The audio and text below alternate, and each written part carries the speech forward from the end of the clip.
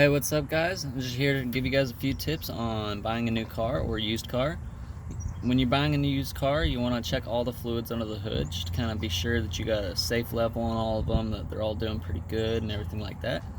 So let's go ahead and show you guys the first fluid you want to check out. First thing you want to do is check out your oil level. Ensure that it's at a full safe level and that it's not doing too bad. And as you can see on mine, it's right up to those hash marks, which would be the full indicator mark. And it's also not doing too bad. It's a little brown in color, but as long as it's not black or super dark brown, it should be good. So we got that marked off our checklist right there. Now the next fluid you can go ahead and check, since it's going to be right there, is going to be your brake fluid. On all your reservoirs, it's going to have a minimum maximum mark somewhere down right here. You can go ahead and check and see if the brake fluid has reached that maximum mark. If it has, then you're all good there. Now another fluid that you can go ahead and check is your power steering fluid. You remove the cap by twisting it off, and it's also going to have a minimum maximum mark somewhere along that stick. If you're up to the maximum mark, you should be good. Screw that back on so no dirt gets back into it. Now another fluid you can also check as well is your radiator fluid or coolant reservoir. I'll go ahead and show you. This is going to be your coolant reservoir or radiator fluid reservoir.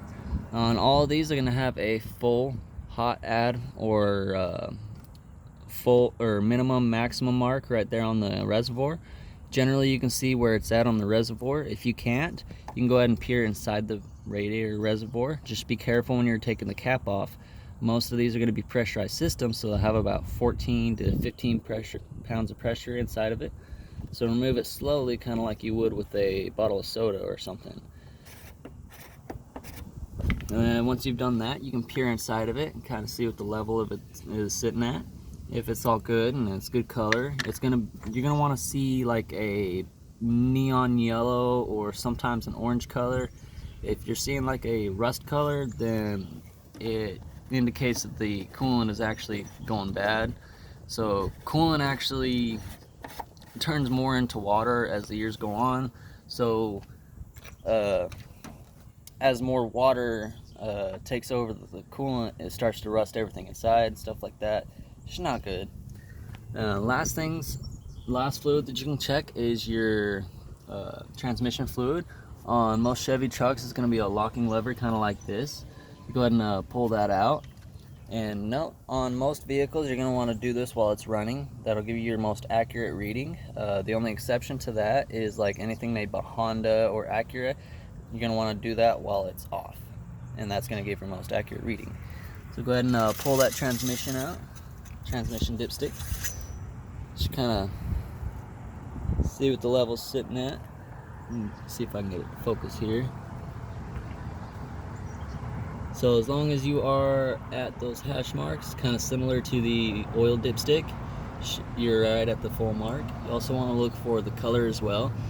Transmission fluid's a nice hot pink color or bright pink color. Some companies will have an orange color as well. But as long as you see a bright pink color and nothing like black or brown or anything dark like that, you should be all good there.